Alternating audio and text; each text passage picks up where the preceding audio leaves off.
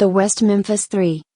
The case of the West Memphis Three involves the 1993 murders of three 8-year-old boys in West Memphis, Arkansas, and the subsequent controversial convictions of three local teenagers.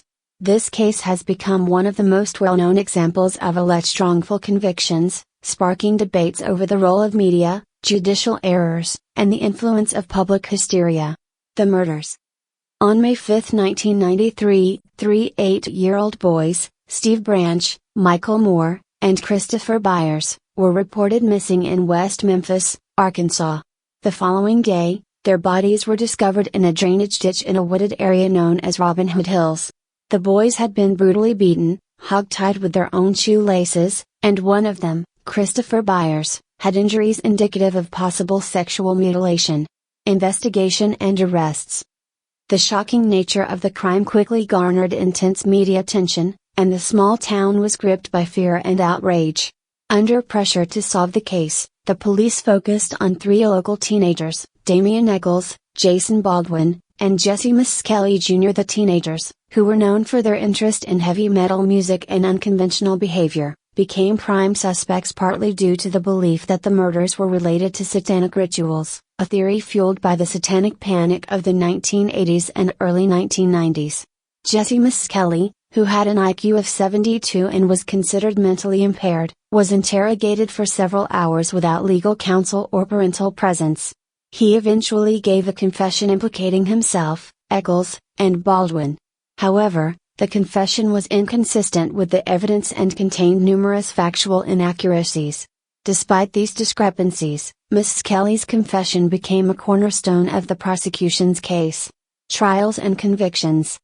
The trials of the West Memphis Three were fraught with controversy and questionable practices. Jessie Misskelley was tried separately and convicted of first-degree and second-degree murder, receiving a life sentence plus 40 years. His confession, despite being recanted, was used against him. Damien Echols and Jason Baldwin were tried together. The prosecution's case relied heavily on Echols' interest in occult practices and the testimony of dubious witnesses. The defense's attempts to introduce alternative suspects and highlight the lack of physical evidence linking the teenagers to the crime were largely unsuccessful. Echols was sentenced to death, while Baldwin received a life sentence without the possibility of parole. Controversy and appeals.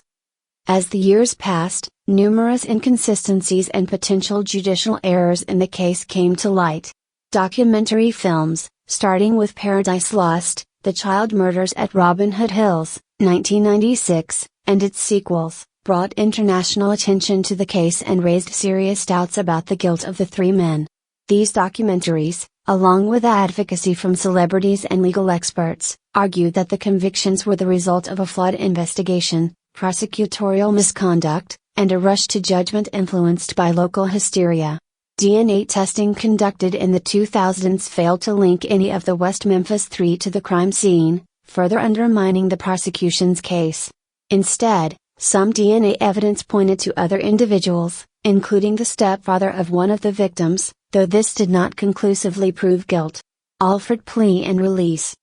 In 2011, after 18 years in prison, the West Memphis Three entered offered pleas, which allowed them to assert their innocence while acknowledging that the prosecution had enough evidence to convict them.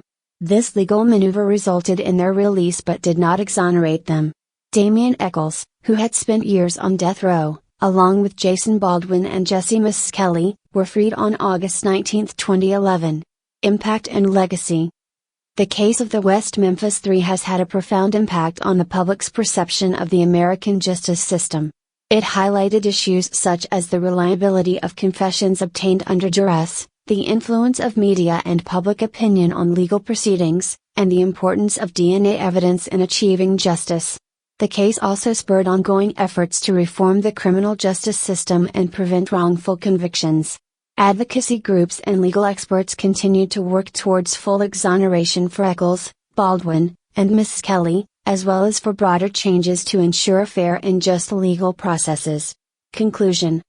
As we explore the case of the West Memphis Three on True Crime, we will delve into the detailed timeline of events, the investigation, and the broader societal implications of this controversial case. Join us as we examine the evidence, the impact on the community, and the ongoing efforts to address issues of wrongful convictions and judicial reform. The story of the West Memphis Three serves as a powerful reminder of the complexities of the legal system and the importance of vigilance in the pursuit of justice.